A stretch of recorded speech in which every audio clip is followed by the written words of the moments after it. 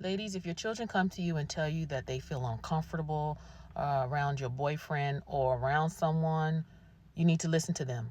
If they say that someone has touched them inappropriately, you need to listen to them. When I was a principal, I had one of my students came to me. This was it was 5th and 6th grade middle school.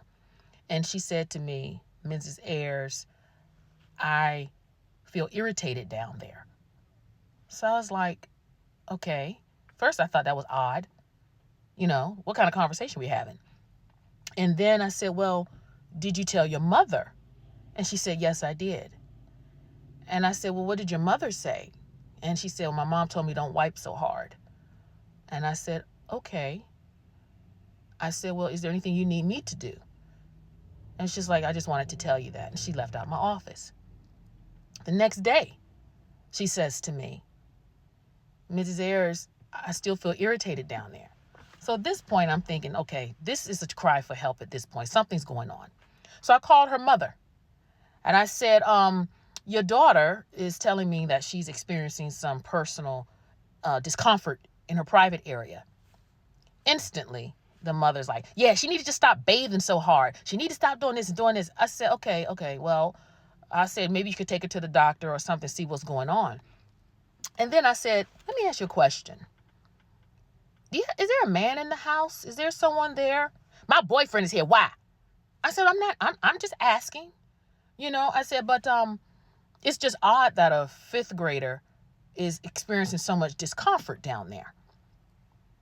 Okay, so I thought about it. I prayed about it that night. And I said, you know what? As a principal, it's my job to report something that just doesn't feel right. You understand? So when I finally, I called Child Services just to do a stop by to investigate.